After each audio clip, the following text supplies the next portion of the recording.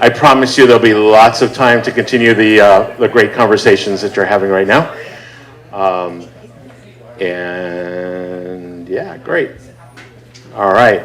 So Dana is one of the most important mentor assets in the city because she's got so much experience, including as an investor. In fact, if you're here tomorrow, she's going to be on the panel, how do I choose the right angel group to join as an investor, and representing, she's on the board of the E8, which if you don't know is about 131 angels, I think, that are climate tech focused. And she's been doing coaching for a very long time. So if you really want to get a killer, hit it out of the park, PowerPoint presentation, your presentation skills, she's one of the people in town that does this. So we're very excited to have her do this here.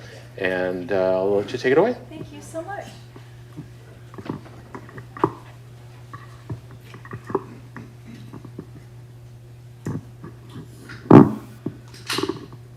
All right, thanks, Ron. That was a wonderful introduction. And thank you for inviting me to speak. I always love having the chance to talk to founders about topics near and dear to my heart. And today's is what investors want. And this is a really, really important topic. So we're gonna invite you to participate, grab some paper if you brought a notebook, or take notes in your phone, because there will be a homework assignment at the end. So you have to pay attention. Okay. All right, so here's what I'm going to talk about. I'm going to talk about the investor perspective of a pitch so that you know what they want. I'm also going to talk about the most common mistakes so you know what to avoid. And we're going to talk about ways you can give your pitch in a way that keeps their attention. I'm also going to talk about some not so obvious things. So hopefully you'll learn something new. But the key word I want to talk about today is investor focused. And what that means is that, well, really, you might not agree with this, but your pitch is not about you. Your pitch is about them. It's about your listeners. So even though this sounds counterintuitive, what you want is that your pitch is tailored to what investors want, not what you like to talk about. And one of the best ways to get in this mindset of being investor focused is to think of your pitch as a gift. Okay, you're gifting investors this opportunity, but it's not in an arrogant way. The gift is kind of like if one of your loved ones was having a big birthday coming up and you wanted to get a special gift. You're not gonna go get them something you like, right? You're gonna get them something that they like. You're going to think of what's important to them. So in that same mindset, I want you to think of what's important to investors, what's meaningful to them. That's what I'm going to gift them. All that stuff that you love to talk about is not important right now. Okay, so we've got that out of the way. We now know it's about them. We want to make it easy for them as well. So I got ahead of myself. I want you to think about the fact that, investors are people too. They get overwhelmed, they get confused, and most of them are really nice. And if they're not a fit, they'll help you find the right person who is. So you want to make it easy for them to understand what you do and what you're a fit for. So I want you to think for a second, as you're going into this pitch, what's your main goal? What is your goal when you're pitching? Anybody want to shout out an answer? A second meeting. Yes, that's that purpose. Cash. Well, okay, the outcome you're after is cash. But your goal when you're pitching is to make sure that everybody in the room can understand you and remember you. And here's why that's important. Most pitches and presentations are forgettable. I'm really sorry to say that. And I want you to imagine that, I want you to think of a presentation you've seen in the last month or two. A typical presentation with slides, you're listening for 20 or 30 minutes, and then a week later, a friend of yours says, hey, how was their presentation? And you go, oh, they did a great job. Oh, I'm so glad. I'm sorry I missed it. What did they say? How much are you going to remember a week later? Like, honestly. If you would remember, let's say between 10% or less, raise your hand. Be honest.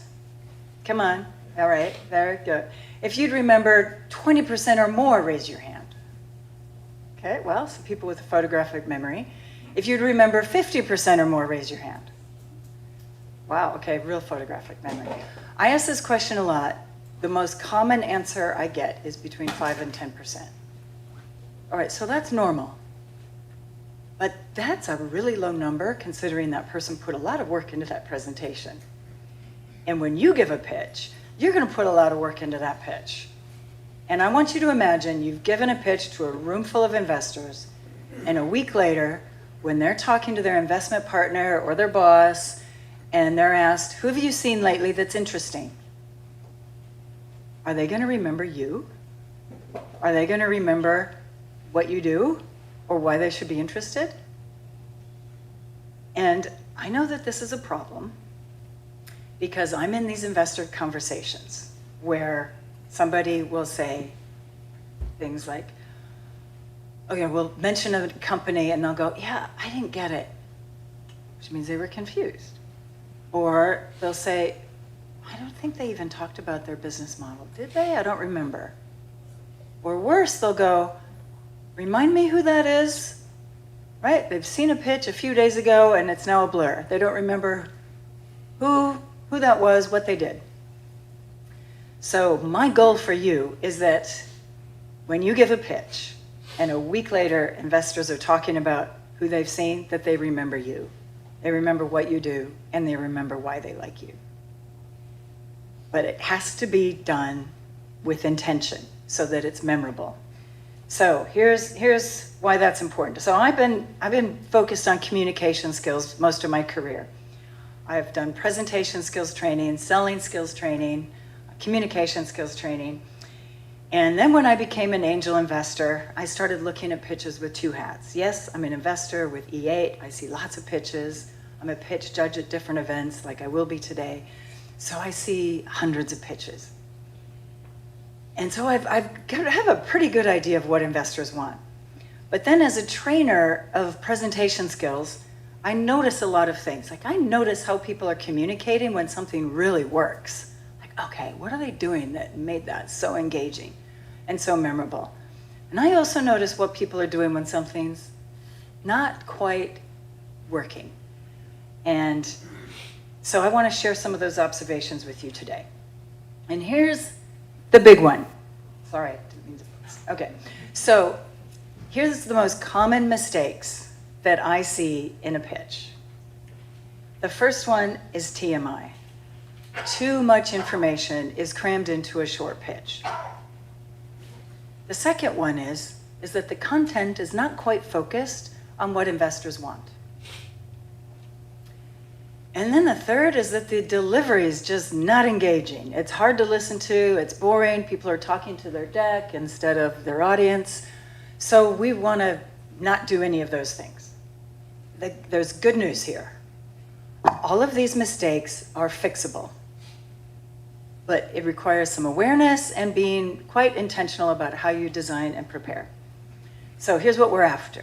We're after concise. Be really clear and concise in your message. We are after that the content is investor focused. And we're after that it's engaging. It's easy to listen to. You want to listen to more. Okay, so keeping in mind, that our goal is to be remembered, but our purpose is to be invited to that next meeting.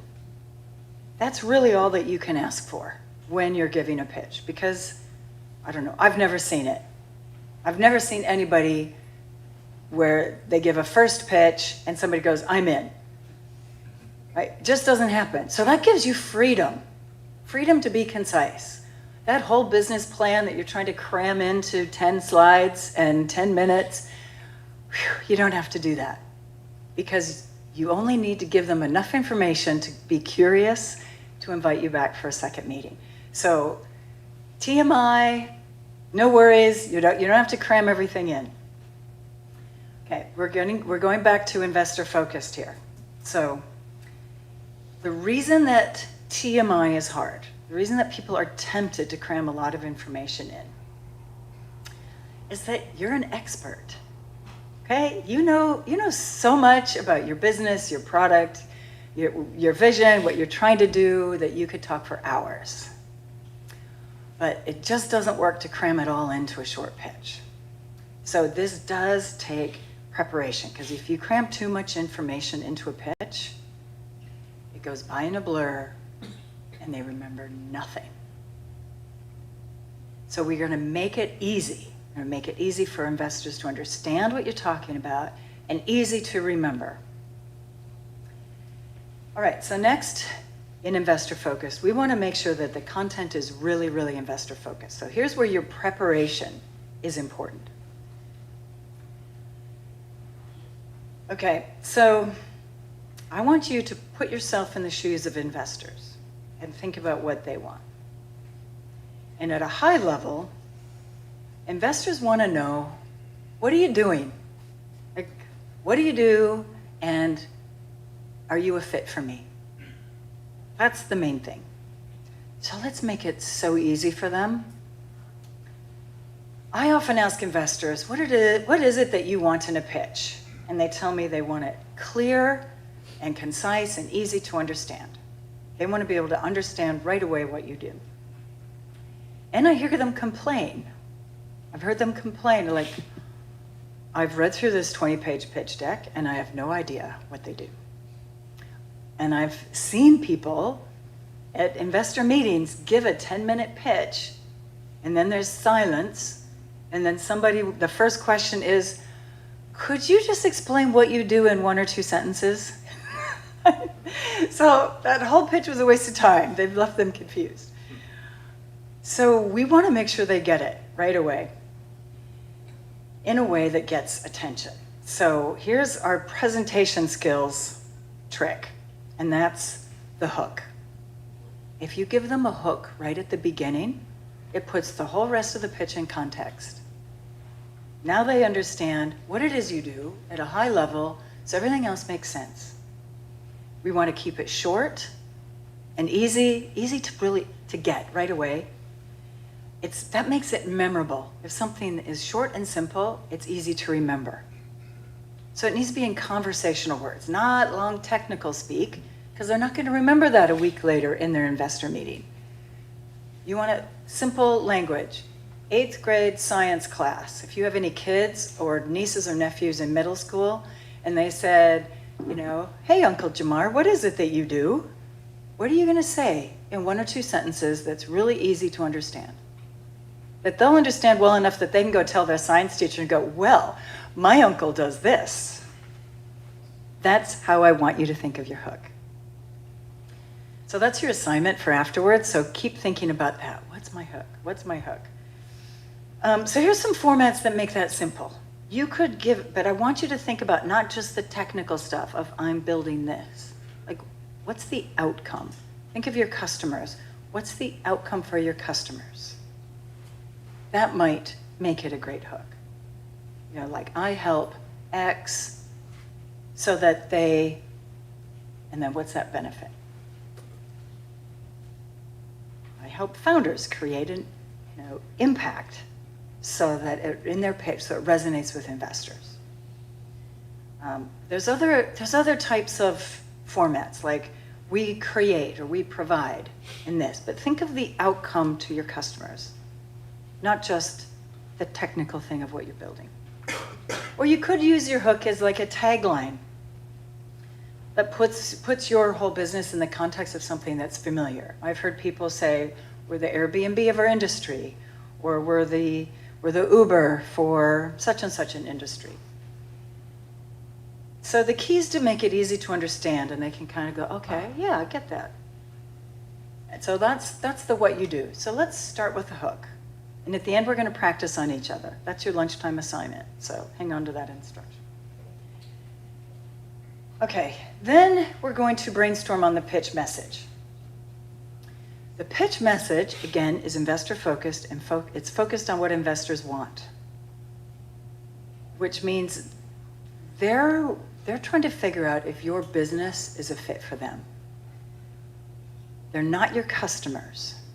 So therefore, I challenge you to give 3/4 of your pitch before talking about your product. It's not easy, but I've seen some pitches that read like a sales pitch. And I've heard investors say to me, in fact, a friend said to me recently, we see a lot of great product ideas with no business model. Or maybe there is a business model, but that got skipped. So let's brainstorm on what investors really want. Investors want to see that you're solving a real problem and that you have a unique solution. And that the market opportunity here is big enough for you to make money. And that you have a business model that will work. And that you have the right team with the expertise to build this business.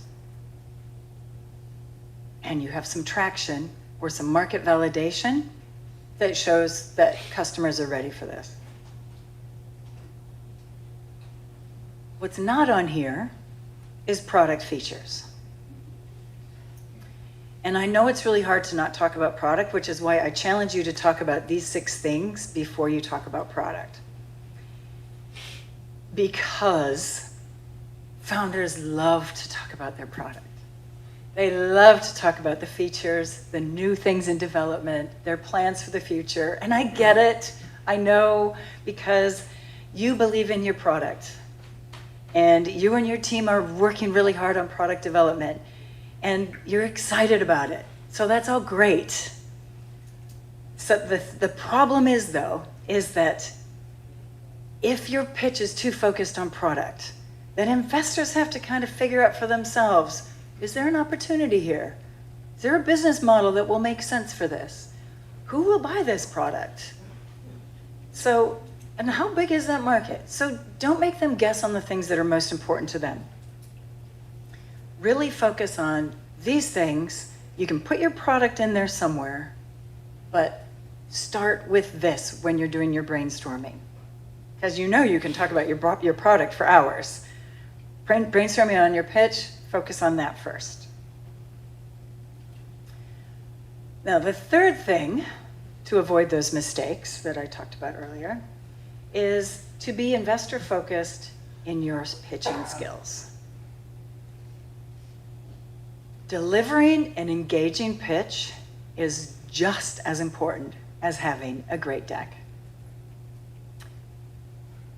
In fact, if you have a really simple deck, but you give a great engaging pitch, people will remember what you said.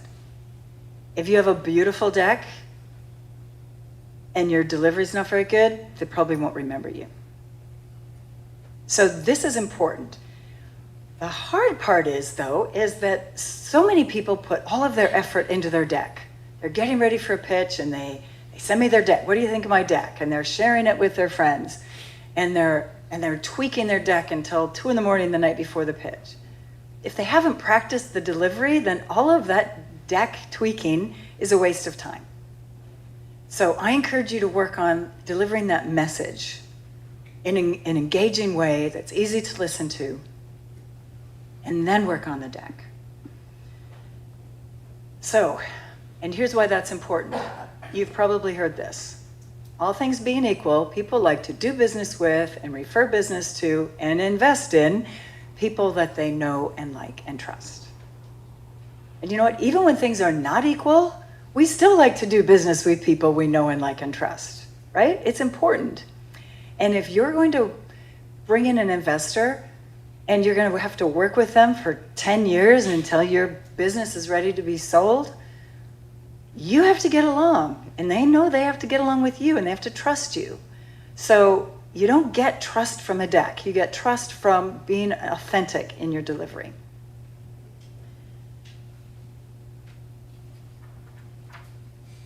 All right, so I would challenge you now to think of your deck as your visual support tool, but your pitch is the message that you give when you're in front of investors. Now, I know that the deck is handy for other things too. So if you're going to send it ahead to request a meeting, that's fine.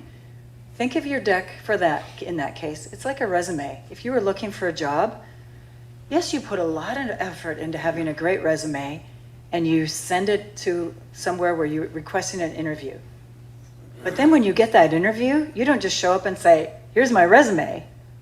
Your interview is your chance to shine. So it's the same with a pitch. Your deck might get you a meeting, but when you're in front, they're listening to you.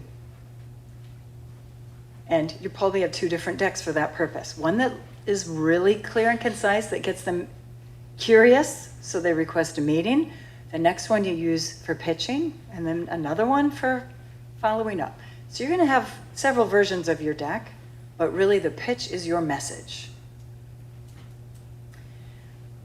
Okay, and investors really do notice when someone makes a great impression. And I mean, I've heard, I'm in these investor discussions where people will talk about who they like or what they like.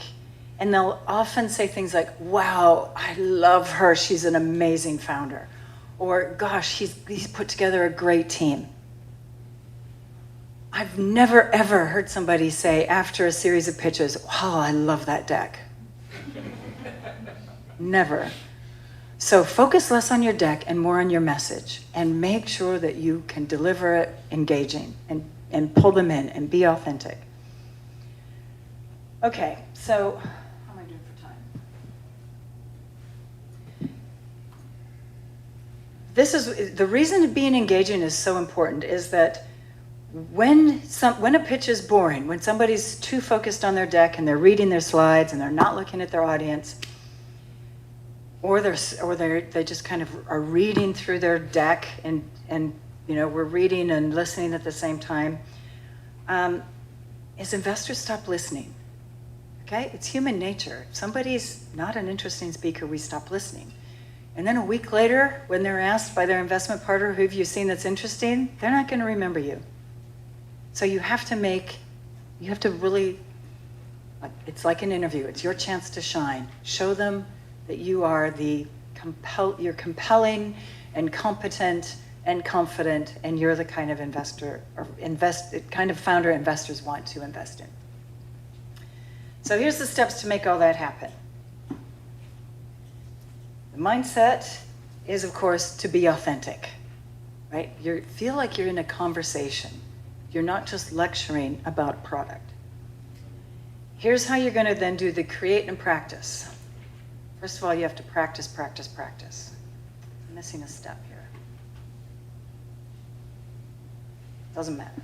Practice, practice, practice. Here's what you're going to do. Oh, there it is. Okay, you're going to brainstorm the pitch message, keeping in mind who your ideal investor is. Everything you learned in the previous workshop on creating a customer profile is relevant here, because now you create an investor profile. And then you create your message for that profile. And then you practice that message with no deck yet. Record it. Record it on Zoom or on your phone or on Udly, which I love. Notice your pace, your eye contact, your voice, and how the message is formed. Does it make sense in that order? Do you need to tweak it? Do all the tweaking of your message before you practice with your deck. Then you can bring in your deck. Finish that so it supports your message, and then you can practice with slides. 100% of the time, when I've seen people first practice their message without slides, and then practice it with, their delivery, their eye contact, their being engaging, all of that goes right down, because now they're focused on slides. So you have to practice that message till it's really solid. Then you can practice with slides and make sure you've got it. So all of that is just to get you to the stage where when you are pitching, you're at your best. I have a handout here on 5 ways to be investor focused. That will take you to my, where you can sign up for my mailing list. I only send like 2 emails a month, honestly. I only do it when I have something important to say. So, but this will then link you to a download of being investor focused. And let me know if I can help. Connect with me on LinkedIn. I love messages, or you can send me an email. I brought lots of cards. Keep in touch. There's my LinkedIn. But, so now your assignment, when we break for lunch, is to practice your hook on each other. The challenge is to get it to one sentence, 10 words or less of what you do in a way that's memorable, that people can understand and remember what you do right away. Thank you. Do we have time for questions?